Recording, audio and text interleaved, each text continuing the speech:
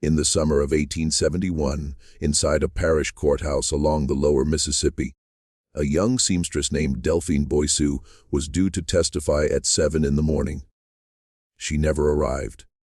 The bailiff discovered her boarding room door bolted from within, her supper left untouched on the table, her shoes set neatly at the bedside, and a single lamp still flickering with just enough oil to suggest it had been lit well past midnight.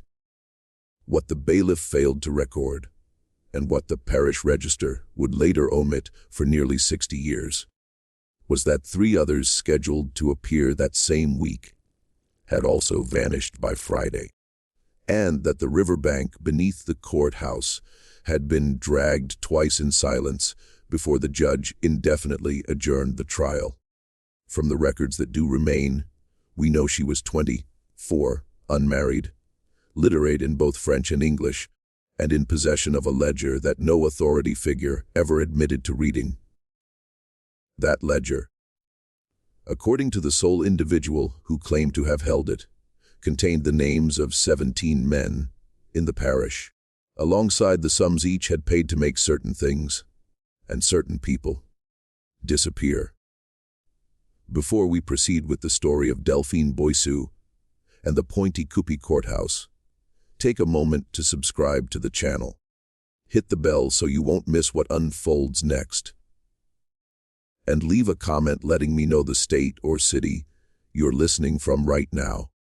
Knowing where you are makes these stories feel less like echoes in the dark and more like a conversation among strangers who've agreed, for a little while, not to look away. Now lean in, because what we're about to enter isn't a ghost story. It's a record of what men do when they believe no one is writing anything down, and what one woman did when she realized, sitting by an oil lamp in a locked room, that the only weapon left to her was the choice of how she would be remembered. To grasp what happened to Delphine, you first have to understand the place that consumed her. Pointe-Coupee wasn't a large settlement, even at its peak. It rested on a horseshoe bend of the Mississippi, about 40 miles downriver from Baton Rouge, where the bluffs gave way to Cypress Flats, and the August air was so thick that men claimed you could chew it between your teeth. The town had been established in the 1760s by French colonists who had drifted south from the Illinois country. By 1871, its population was a tangled mix of old Creole families, formerly enslaved people who had remained on plantations as laborers, Cajun farmers from the interior, Irish dockworkers who had come up from New Orleans after the Civil War, and a handful of northern agents representing cotton factors in Natchez and Memphis. The parish courthouse stood atop a low rise, built of locally fired yellow brick that had already begun to soften at the corners. Its clock tower was the tallest structure for a day's ride in any direction, and when the clock chimed on still nights, you could hear it from the far bank of the river, a slow iron note that drifted across the water and into the cypress stands, where it seemed to anyone listening from the riverfront taverns to have risen from somewhere beneath the world, rather than above it. This was a land of levees and lantern, lit wharves, of sugar cane, rotting sweet in the fields after harvest, of mosquitoes that rose from the swamps in clouds so dense they left welts on horses. The roads from the interior were little more than ruts that turned to black mud in rain and to fine gray dust in summer. That dust settled on everything. On the shoulders of men's coats, on the windowsills of boarding houses, on the linen that washerwomen hung behind the laundries at the south end of town. It was also a region in the midst of a long and bitter rearrangement. The war had ended only 6 years earlier, and the men who had once ruled Pointe-Coupee were learning slowly, and with deep resentment, that their dominion was no longer absolute. The parish hosted a federal garrison of 12 soldiers, billeted in a requisitioned warehouse near the steamer landing. It had a Republican sheriff, imposed from Baton Rouge, a heavy-set man with a limp from Shiloh, whom no one from the old families would invite to dinner. It had 3 newspapers, 2 of which printed in the careful coded language of Reconstruction. Reminders of what had been and hints of what might return. And beneath all of that, it had a quieter rearrangement, the flow of money. The cotton trade was shifting, the sugar economy had been gutted, and old fortunes were being supplanted by newer ones built on methods the old fortunes had also employed, but had never been forced to record in 2 separate sets of books. Delphine herself wasn't a native of the parish. She had arrived in 1867 from a small settlement farther south in Bayou Country, brought by an aunt who kept a boarding house on Rue St. Louis, 2 blocks from the courthouse square. That aunt, a widow named Celeste Arsenault, rented rooms almost exclusively to young women who worked in the town's shops and laundries, and she ran her house with the quiet severity of a convent. The parlor clock wasn't permitted to run slow. The front door was bolted at 9.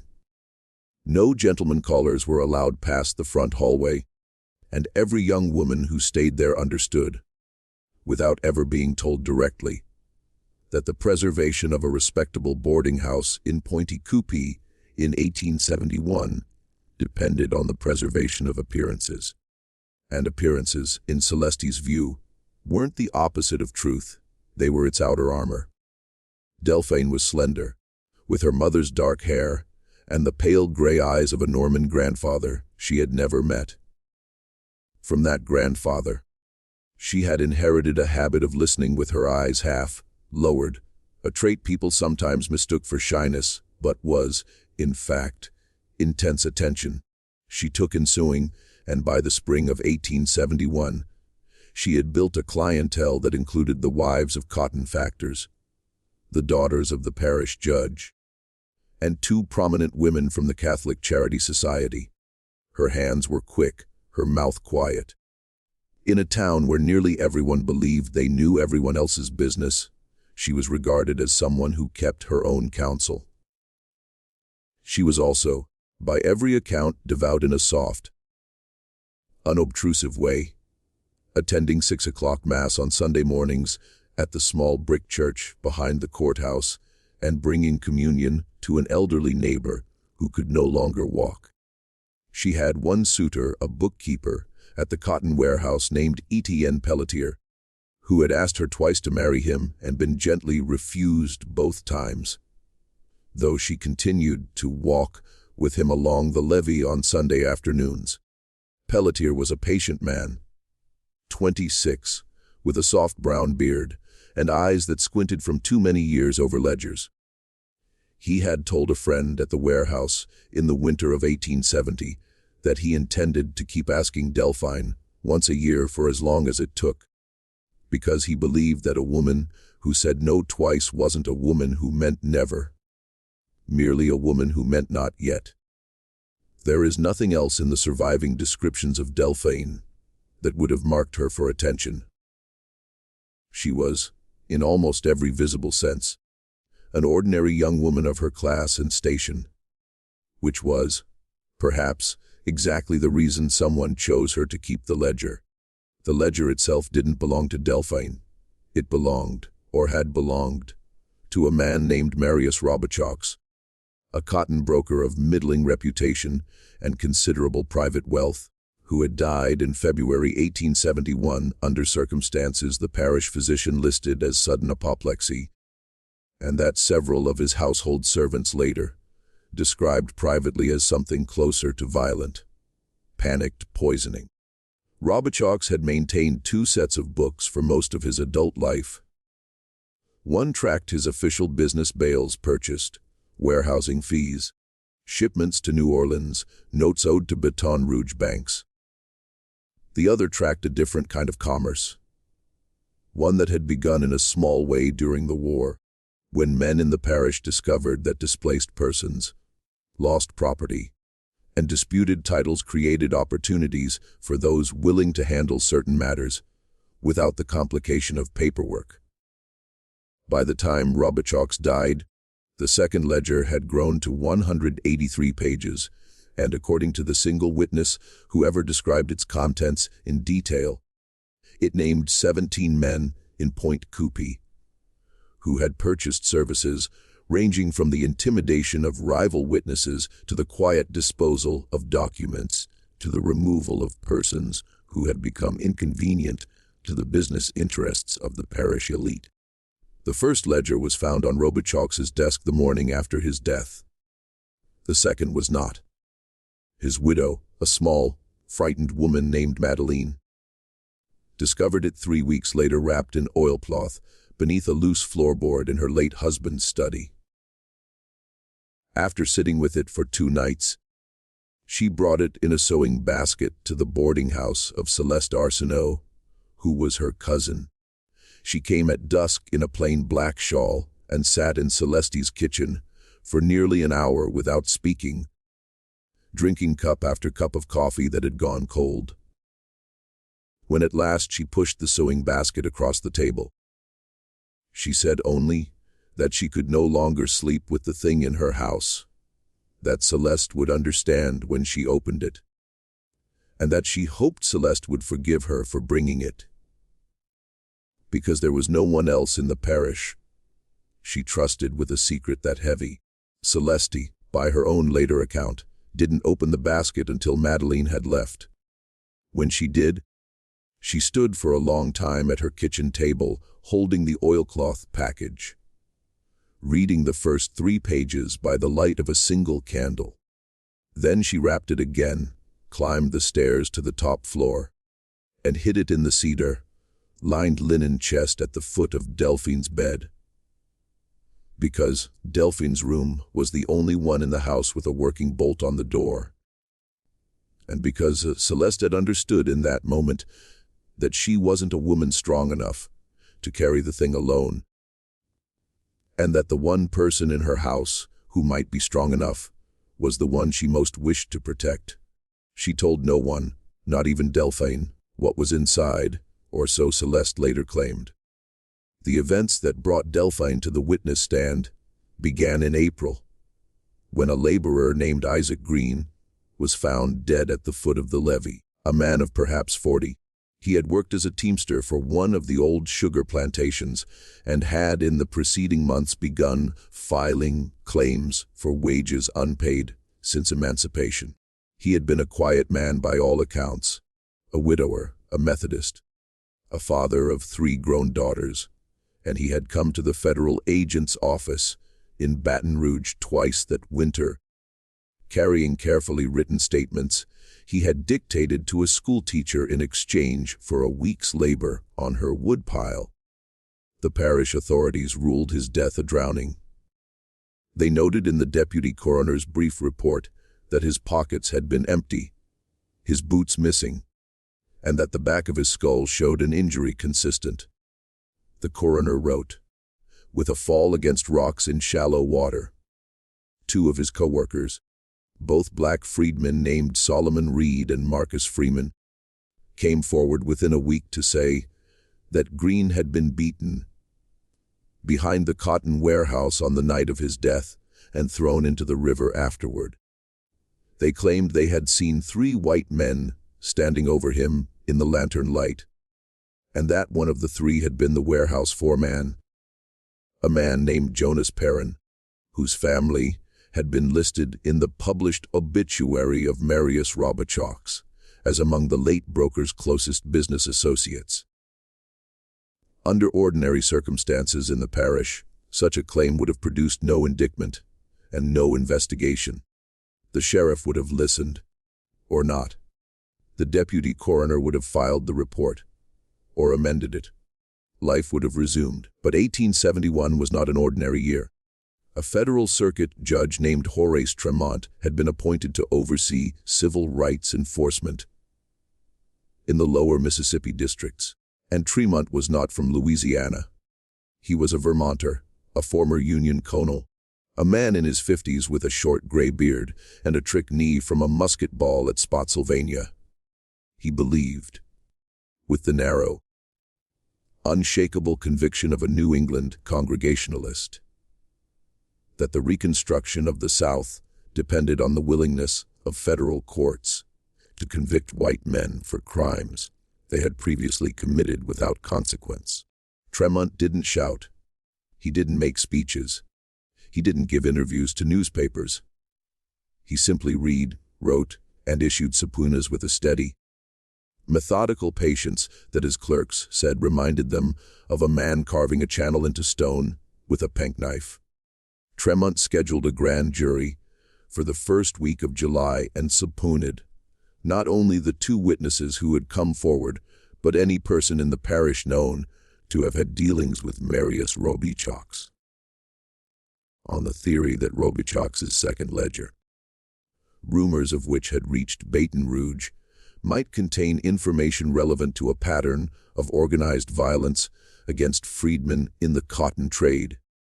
Delphine Boissou's name appeared on the subpoena list because Celeste Arsenault's name had been on it first, and because when the federal marshal knocked on the boarding house door in the hot drizzle of a June afternoon, Celeste, terrified and ill with a fever that had begun the night before, had pointed down the hallway and said that her niece was the one who could speak to what was kept in the linen chest. That is how, in the last week of June 1871, a 24-year-old seamstress with no living parents and no surviving brothers came to be the one person in Pointe Coupee who could put a ledger on the record and name, one by one, the men who had paid Marius Robichaux to make things and people disappear.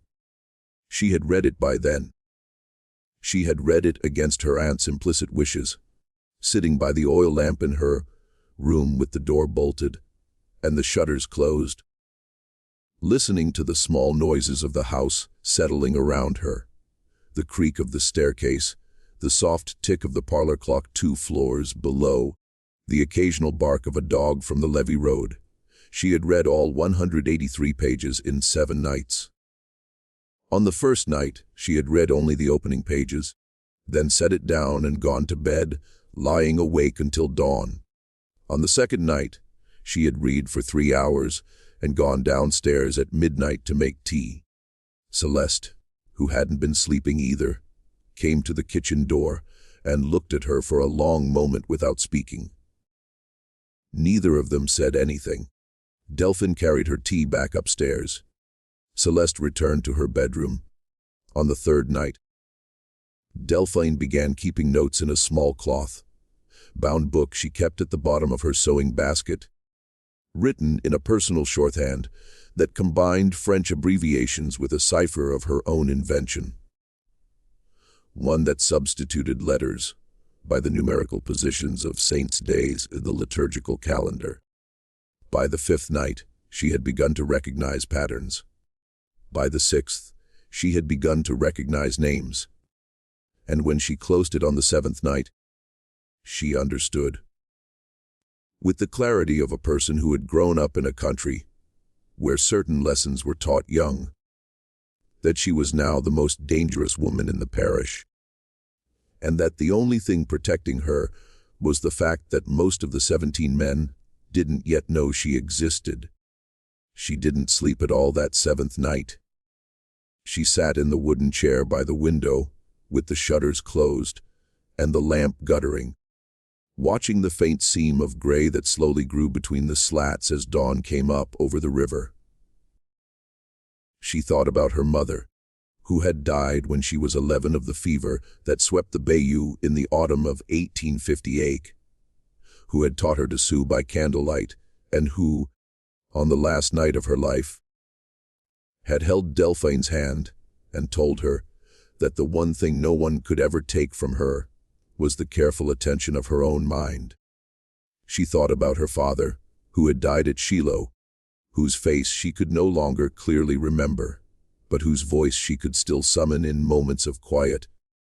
A slow, deep voice that had always spoken French at home and English only in the market. She thought about the walks along the levee with Etienne Pelletier, about the 6 o'clock mass at the small brick church about the elderly neighbor to whom she brought communion. And she understood that none of those things would protect her, and that none of the men named in the ledger would hesitate, because the men named in the ledger had already demonstrated repeatedly that hesitation wasn't among their habits. And she understood something else, which took her by surprise. She was not afraid. She was something else, something colder and quieter than fear.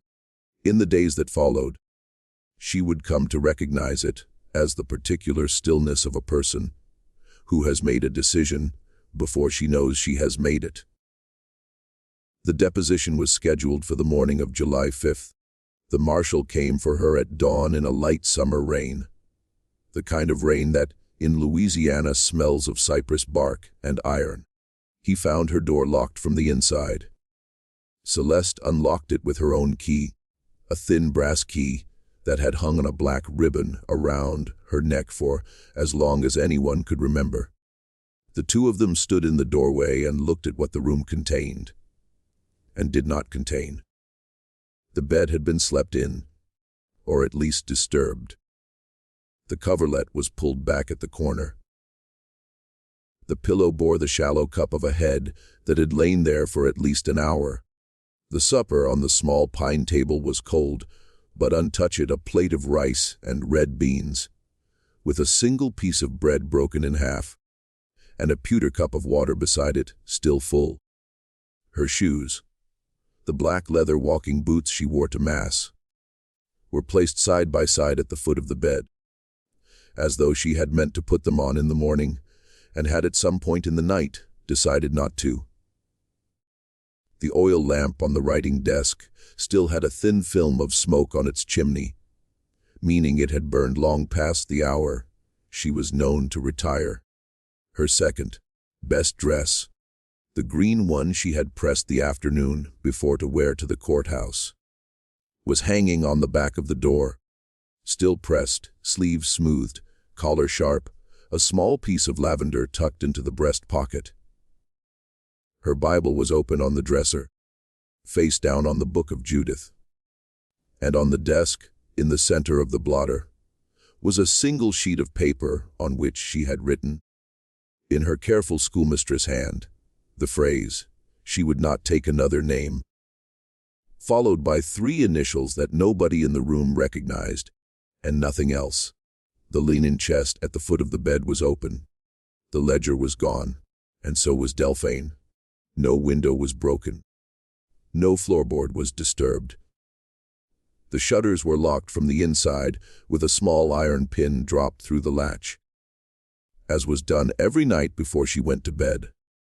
The bolt on the door had been thrown from the inside, and that bolt, as anyone who had ever tried to enter it knew, was stiff with age and made a particular sound when thrown, audible from 2 rooms away.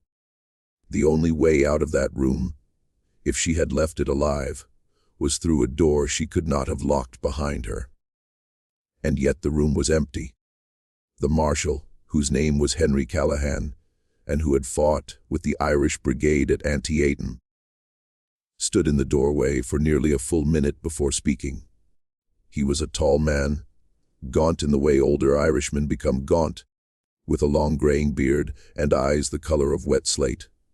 He had a scar that began at the hairline above his left eye and ran down into his beard, and a habit, when thinking, of rubbing it with the side of his thumb.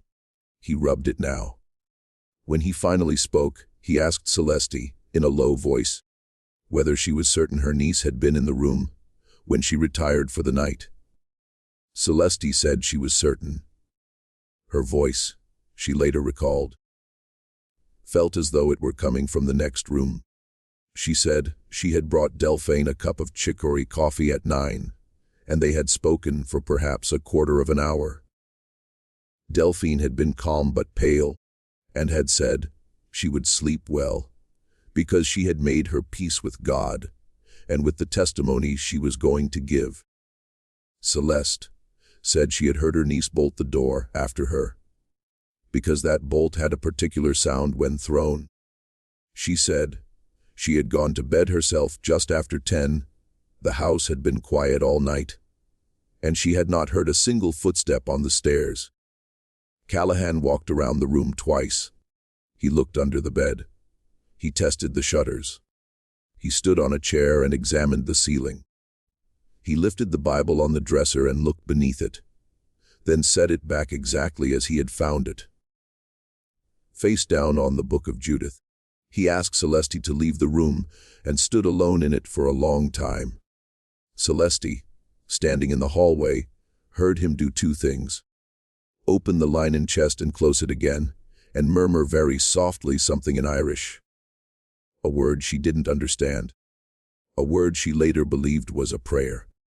When he came out, his face was the color of tallow.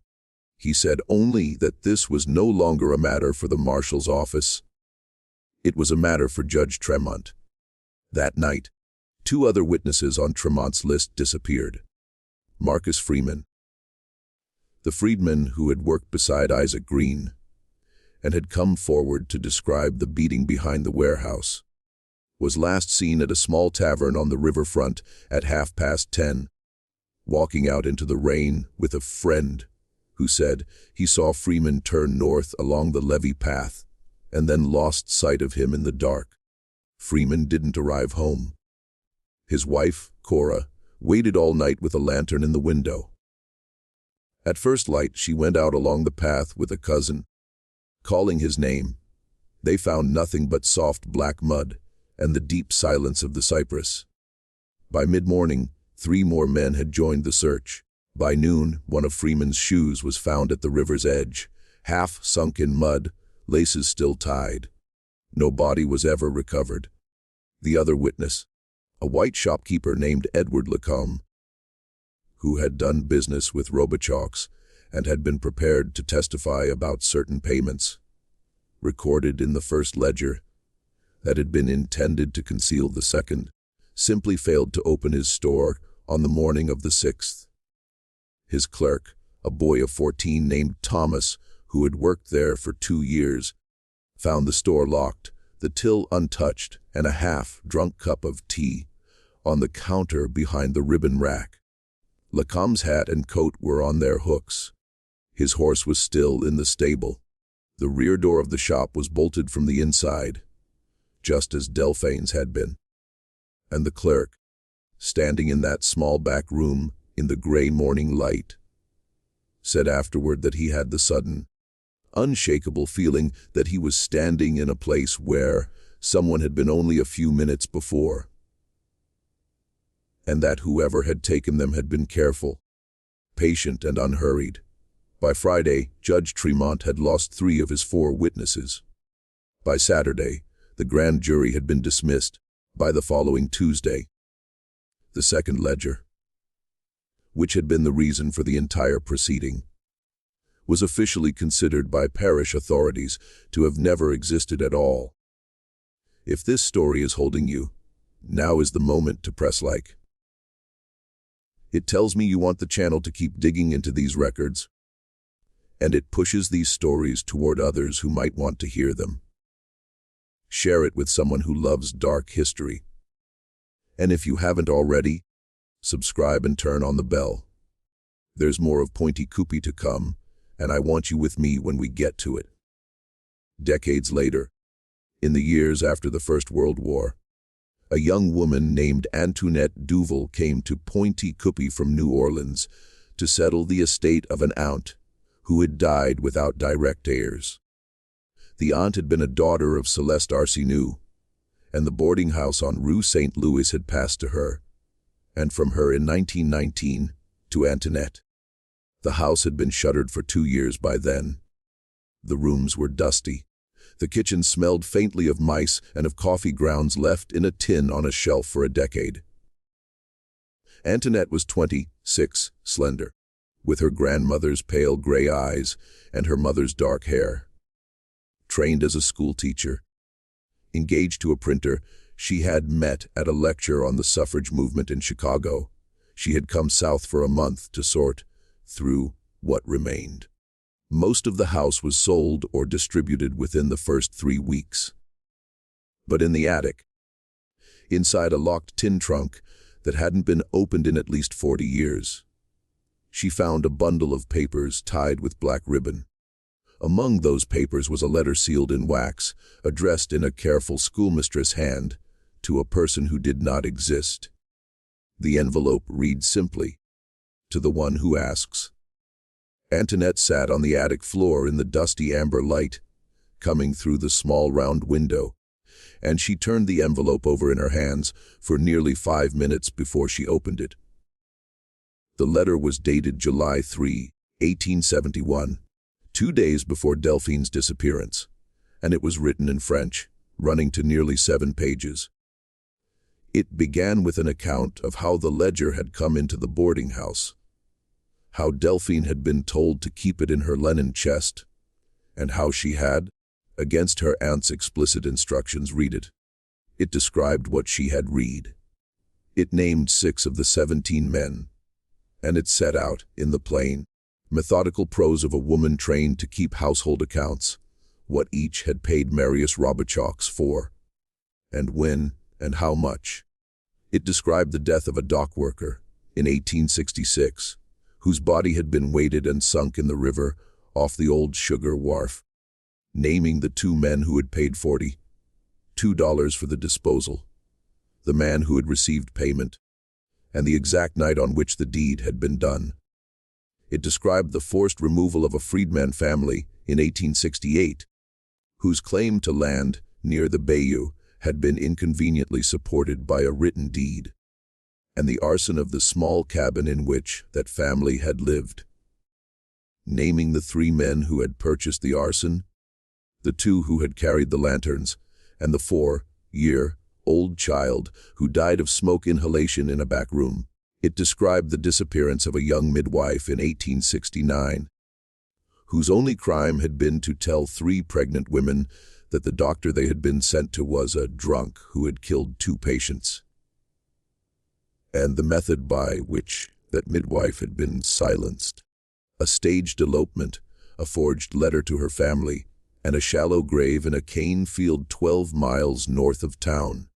Each of these accounts was set down without elaboration or outrage, as though Delphine understood that her only protection against being dismissed as hysterical was to write like a clerk. Then, near the end, the tone shifted. The last 2 pages described a visit she had received on the evening of July 1, 4 days before her deposition.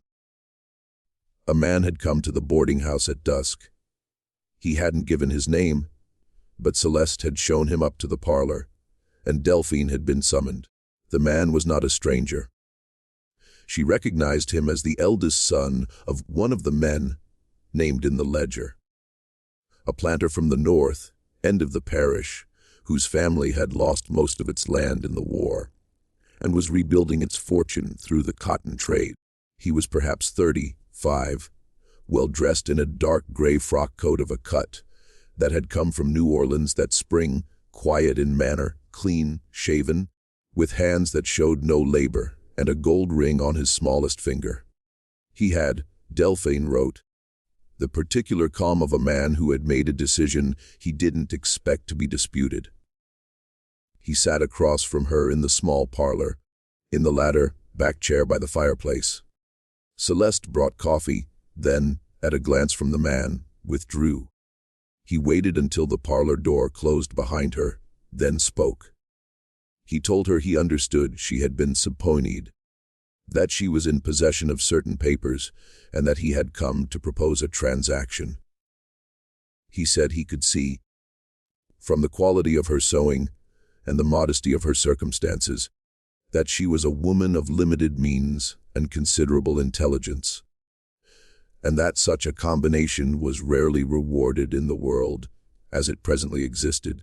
He said he was authorized by persons he did not name to offer her $2,000 in gold and passage to any city she chose, east or west, along with a letter of introduction to respectable families in that city, who would receive her as a gentlewoman of reduced circumstances. He named the families, one of which was the Boston family of a woman for whom Delphine had made a wedding gown 4 months earlier. He said that in exchange, she was to hand over the ledger, withdraw from her testimony on grounds of conscience, and leave the parish within 48 hours. He said the alternative was one she would not enjoy, though he phrased it with great delicacy. He said the parish had, he believed, already demonstrated what could happen to persons who insisted on carrying burdens that didn't belong to them. He paused. He looked at her with something like regret and said he wanted her to understand that the offer was a kindness and that it was the last kindness that would be offered. Then he waited, and she wrote that he waited with a patience she found more frightening than any shouting could have been.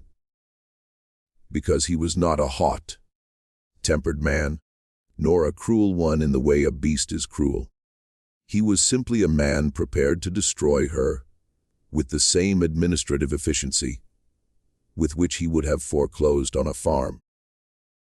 Delphine wrote that she had looked at him for a long time and that she had felt, for the first time in her adult life, the full weight of what it meant to be a woman in a place like Pointe-Coupee in a year like 1871.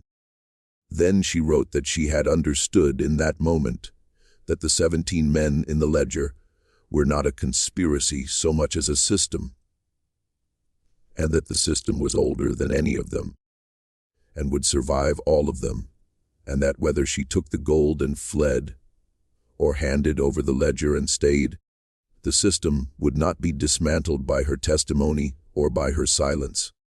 She wrote that she had thought, briefly, and with a kind of distant amusement, about how she would describe the moment to Etienne Pelletier, if she could ever describe it to anyone. And she had understood that she could not, and that the inability to tell him was itself a kind of wound, a small cold wound she could not yet name. And then she wrote something that changed, for me, the entire meaning of this case. She wrote that she had asked the man a single question, who had sent him. He had smiled very slightly and said that no one had sent him. He had come on his own, because the other 16 were prepared to take measures he considered distasteful, and he had wished to spare her and himself that distastefulness.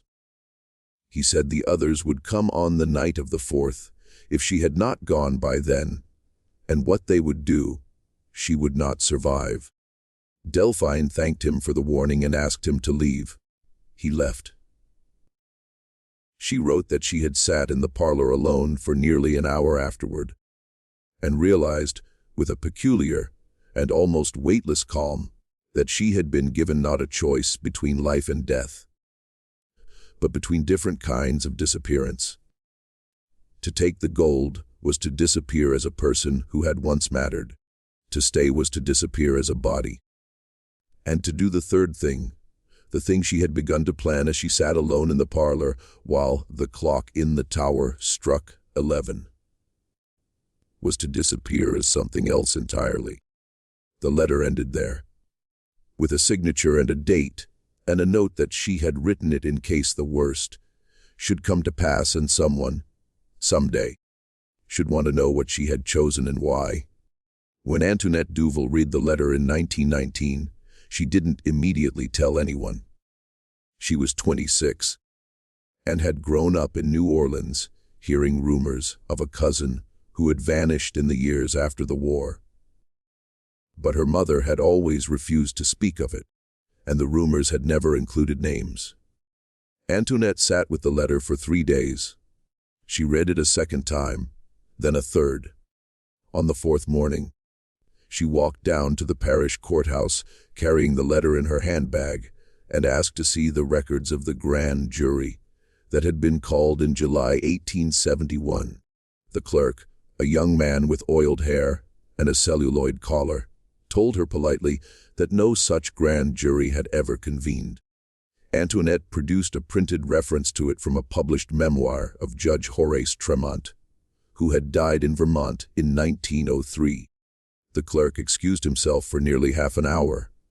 When he returned, He was accompanied by a man who introduced himself as the parish attorney. A thin, careful person in his 60s whose family name Antoinette recognized. With a jolt she hoped didn't show on her face, from the 6 names in her cousin's letter. The parish attorney was courteous. He invited her into his office, offered her coffee, listened to her describe the letter without asking to see it, and didn't write anything down. Then he told her, in the gentle, regretful tone of a man explaining that a roof couldn't be repaired because the timbers were rotten through, that the documents she sought had been destroyed in a courthouse fire in 1884, that the memoir she cited was known to contain inaccuracies, and that the family name of the young woman she was inquiring about appeared in no parish record he could locate.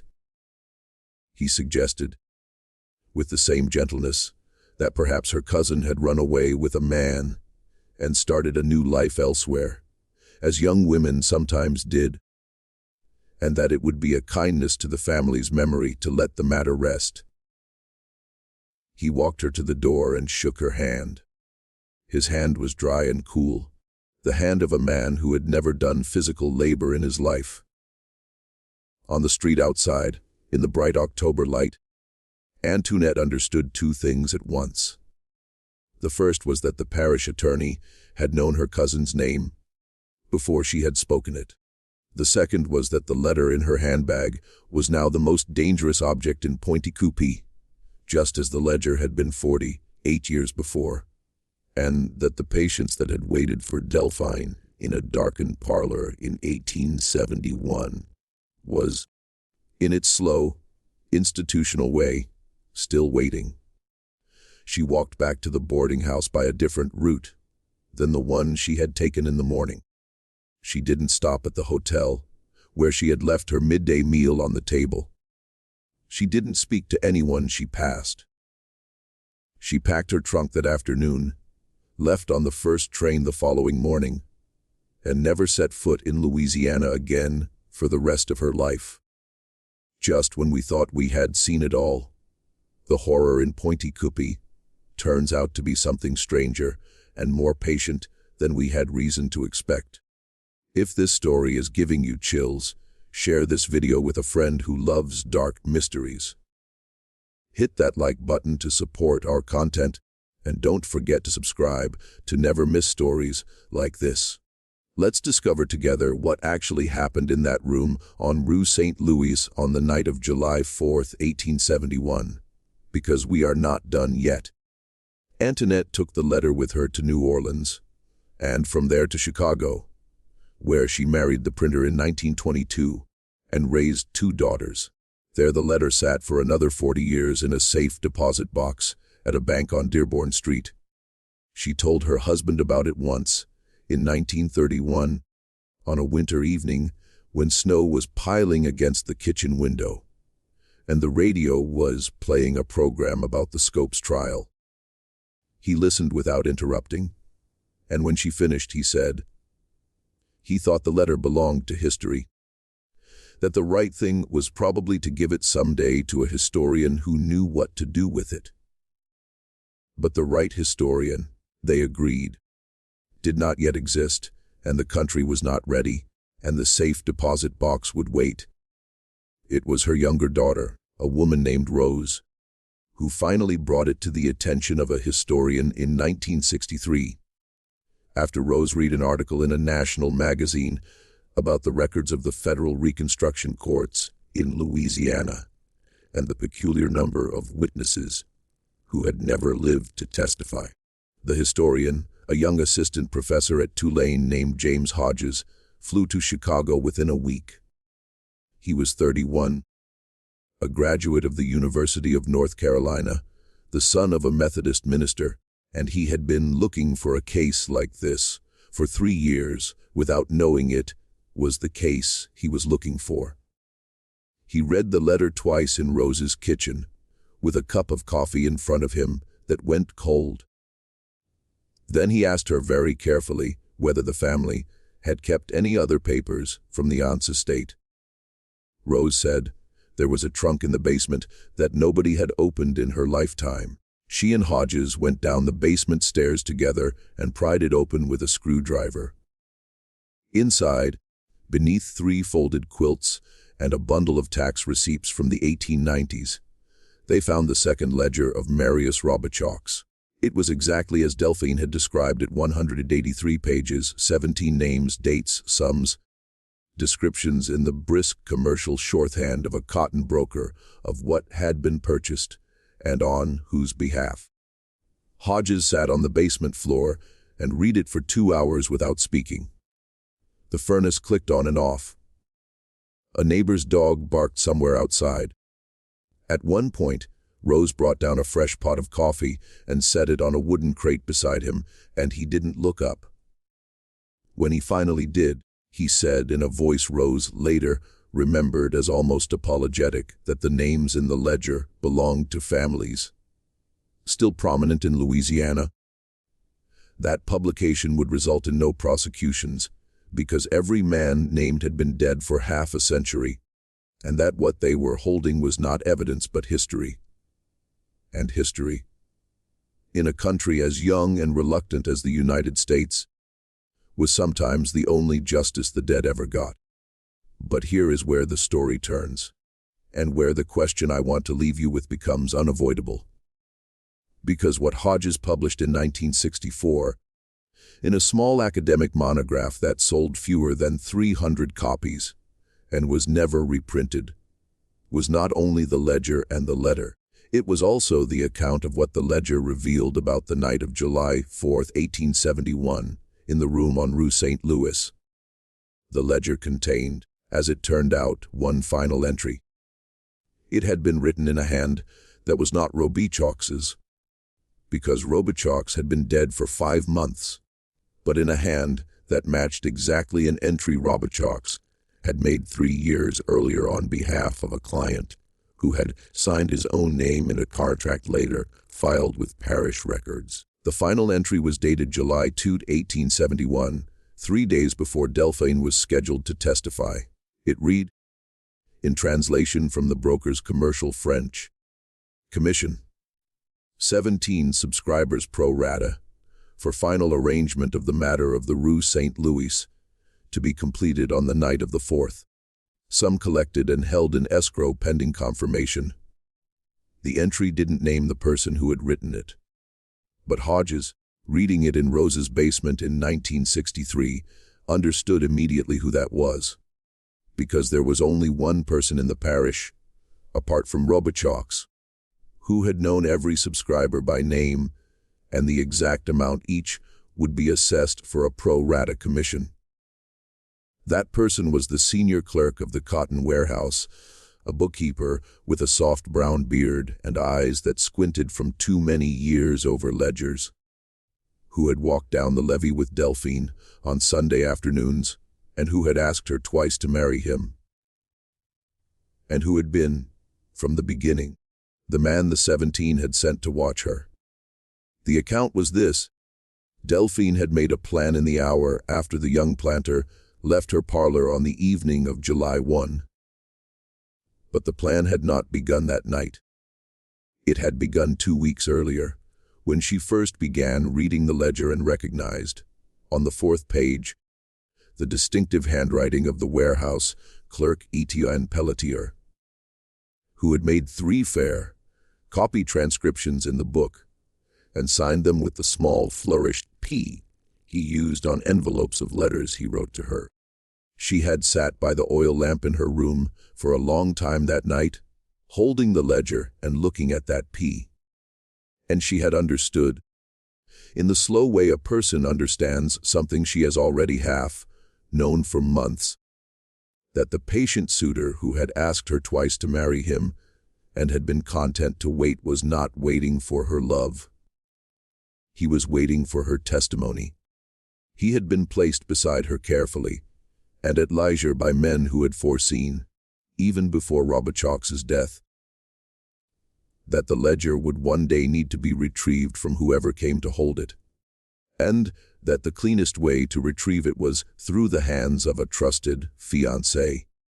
She wrote that she had continued to walk with him on Sunday afternoons for 2 more weeks, because she had not been certain whether she was right. She had wanted to be certain. She wrote that on the last Sunday, June 25, she had tested him casually, asking whether he had ever done business with a certain man whose name appeared on page 61 of the ledger for the purchase of an arson in 1868. She had watched his face for the half-second it took him to compose it, and she had known. She wrote that afterward, walking home along the levee, she had taken his arm as she always did and felt the familiar warmth of it through the cotton of his coat sleeve. And she understood that the warmth was not a lie, that he did care for her, in whatever degraded sense a man of his kind could care for a woman he had been paid to watch. And this knowledge was, in some ways, the worst part. It meant he was not only dangerous, he was also, in his own small, compromised way, a man who had come to believe he deserved her. And she understood that such a belief made a man behave in ways the cold instruction of his employers could not always anticipate. After that, the plan was simple, though simple is not the right word. On the evening of July fun, after the young planter left the parlor with his offer of golden passage, Delphine went directly to the home of the federal marshal, Henry Callahan, on the far side of the courthouse square, and she told him what she had been offered and what she had been threatened with. She asked him for one thing only: to help her disappear in a way that would be more useful than her death. Callahan, who was an Irishman and a widower, and a man who had spent the war, watching the world rearrange itself at a terrible cost, listened for nearly an hour. He asked her questions. He asked what she thought would happen to the ledger if she testified. She told him she thought it would vanish from the evidence room within 48 hours of being entered, because the system she had been reading about for 7 nights was older and more patient than Judge Tremont, and colder than any of them had accounted for. He asked what she thought would happen if she took the gold and went. She told him she thought the men would let her live for perhaps 2 years, and then decide on some winter night in St. Louis or Cincinnati that the risk of a living witness was too great, and she would die in a way that would be called an accident, and nobody would ever connect it to a parish in Louisiana. He asked her what she wanted, and she told him she wanted the ledger to survive. She wanted the 17 men to believe they had won. She wanted to live quietly somewhere that was not Louisiana, and she wanted, above all, to leave behind an account that someone, one day, would read. Callahan sat across from her at his small kitchen table for a long time. At last, he said, in the soft, deliberate voice of a man weighing a professional matter, that he thought it could be done. It took him 3 days and most of the private funds he had been saving to move back to Massachusetts after retirement. Between them, in those 3 days, they arranged for Delphine to be placed on a cotton steamer bound for Cincinnati on the night of the 4th, traveling under the name of a woman from Natchez who had died of yellow fever 2 years earlier, and whose papers had been quietly preserved in the marshal's files. They arranged for her supper to be left cold, for her lamp to be burning, for her shoes to be placed beside the bed, and for her door to be locked from the inside by a trick of the bolt Callahan had learned from a burglar in New York before the war. A method involving a length of fine copper wire and a patient hand, leaving no evidence of tampering. They arranged, in short, for the room to appear to contain a vanished woman, so that the 17 men of Pointycoopy would believe they had succeeded and would stop looking. And Delphine, at the last, arranged for the ledger to be placed in the hands of her aunt, in the linen chest, with instructions that it be hidden in the tin trunk in the attic, and that it remained there until the world became a place in which it could be read. But there was one thing more. One thing Hodges published in 1964, and that has been largely forgotten since, because it didn't fit the clean shape of a tragedy that ended in survival. On the night of July 4, 3 men entered the boarding house on Rue St. Louis by the back garden with a key given to them by the warehouse clerk, Etienne Pelletier. They climbed the stairs in their stocking feet to the top floor and stood in the hallway outside the bolted door. They had expected to find Delphine. They had not expected to find the door already bolted from the inside, with the particular silence of a room that had been arranged. They stood in the hallway for nearly a full minute, listening. Then one of them knocked softly, 3 times, in a pattern Pelletier had told them Delphine would recognize as his own. They waited. No answer. They knocked again louder, with the edge of a pistol. No answer. And then, Hodges wrote, they did the thing that had been agreed upon in advance. They shot the bolt off the door with a single careful pistol shot muffled by a leather cushion and entered the room. They found what they found: a supper cold on the table, a lamp still burning, a pair of shoes beside the bed, a Bible open face down on the book of Judith, and on the desk a single sheet of paper on which the missing woman had written. She would not take another name. They stood in that room, the 3 of them, and came slowly to the same conclusion Callahan had come to in the morning: that a body was not going to be found, that a ledger was not going to be found, and that something had gone wrong in a way that could not be explained. 2 of them left by the back garden. The 3rd stayed behind, because the 3rd was Etienne Pelletier. Pelletier sat down on the chair by the window in the room that still smelled faintly of lavender and of the cooling wick of the oil lamp. He read the sheet of paper on the desk. Then he folded it twice and put it in his coat pocket. He sat for a long time in the dark. He understood, before either of the other 2 had understood, what had happened. He understood because he had known Delphine better than any of the 17 had allowed themselves to know her. That she had seen through him, and through them, and that she had done the one thing none of them had prepared for: vanishing in a way that rendered their power meaningless. And he understood, sitting there in the dark, that the paper in his pocket, with its 3 initials and its 6 words, was addressed to him. She would not take another name, not his, not any. She had decided who she would be and who she would not be. And the decision had been made before he had ever thought to propose the question. Pelletier left Pointe Coupee the following year. He is recorded in the 1880 census as a bookkeeper in a small cotton warehouse in Mobile, Alabama. Unmarried, living in a rented room. He never married. He died in 1897 of tuberculosis in a charity hospital and was buried in a pauper's section of a Catholic cemetery outside the city.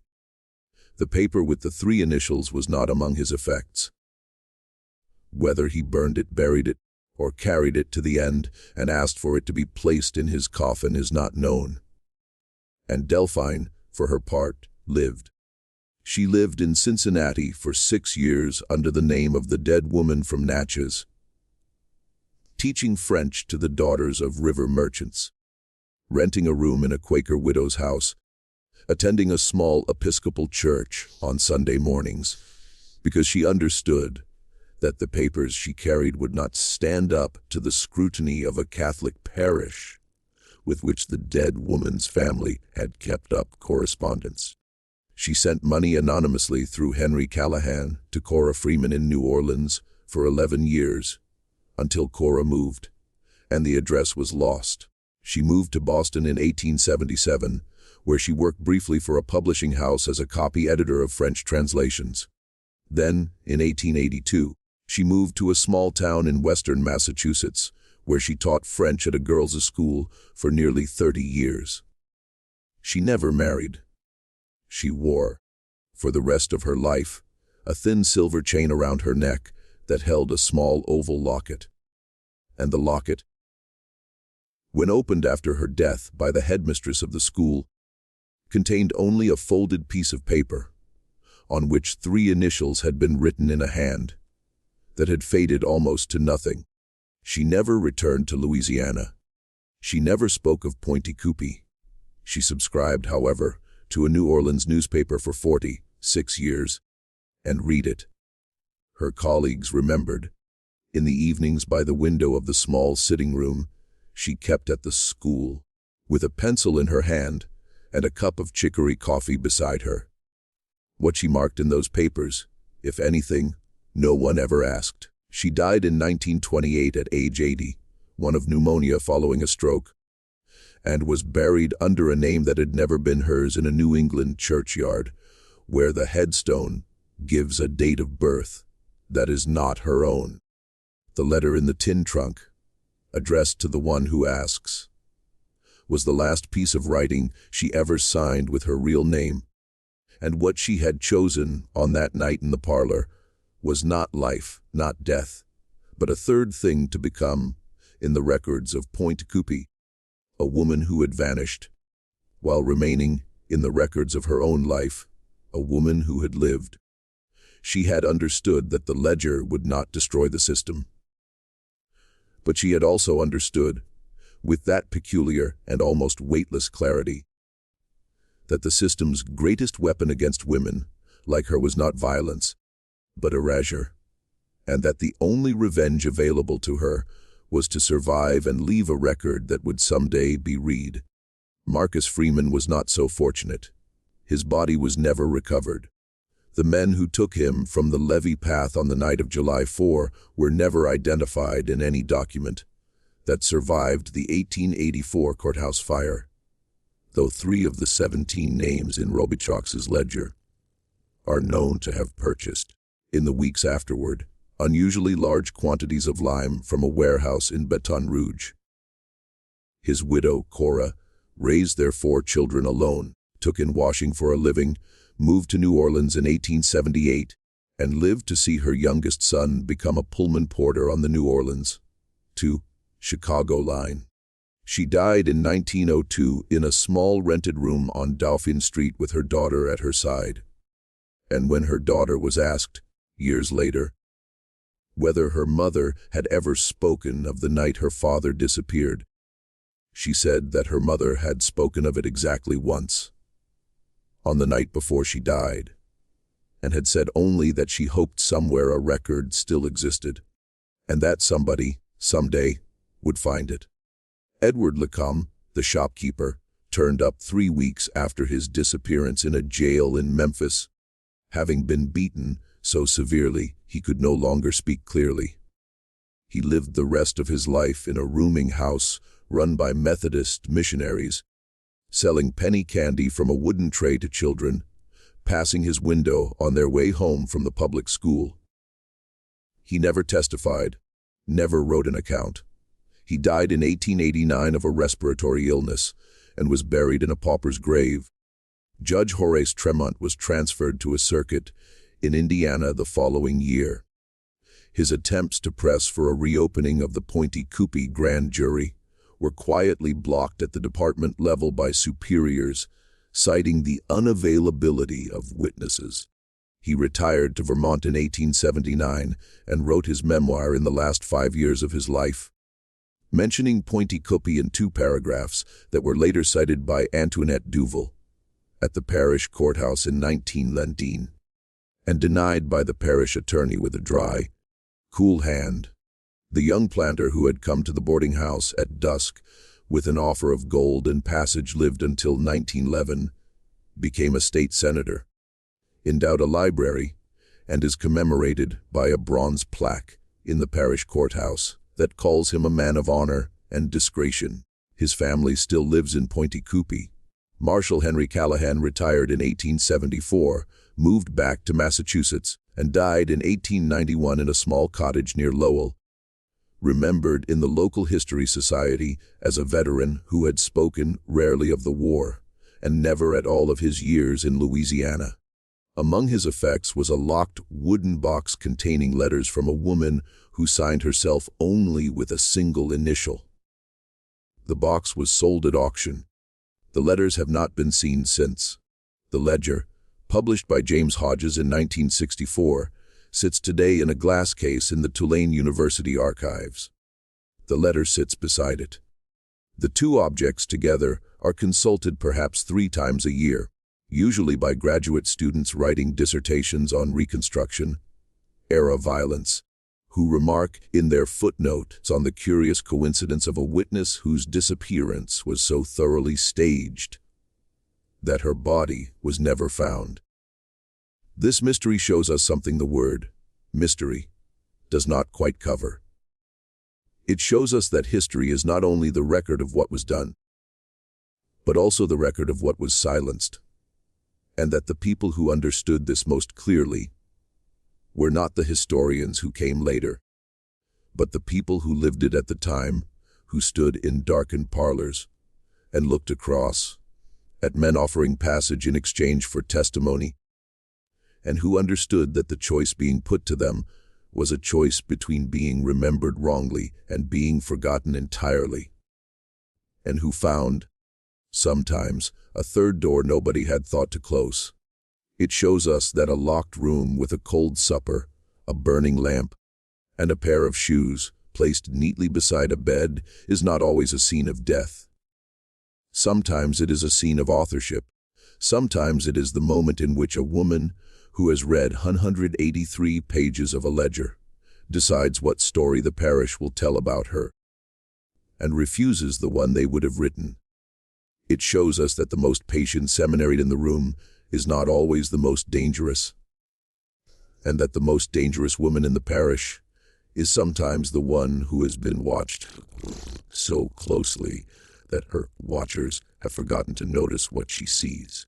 And it shows us, finally, that the system that waited in that parlor is not an artifact of a vanished century, because the patience with which it waited, the administrative efficiency with which it disposed of inconvenient people, and the long, slow silence into which it folded its victims are things that a close and careful reader of the present will recognize, if she is honest, as the country as it stands today. What do you think of this story? Do you believe that Delphine chose the only path that could have been chosen? Or do you think there was something she might have done differently? Do you believe that Etienne Pelletier, sitting alone in that empty room with a piece of paper in his coat pocket, understood what he had lost? Or do you think men like that never understand what they have lost until long after the losing? Do you think Marcus Freeman's name should be on that plaque in the courthouse instead of the senator's? Leave your answer in the comments below, because I read them, and because these conversations are part of why the channel exists. If this story stayed with you, share it with someone who loves the dark corners of American history. Subscribe if you haven't already, and turn on the notification bell so you don't miss what comes next. There are other ledgers in other parishes, and we are only beginning to open them. I'll see you in the next video.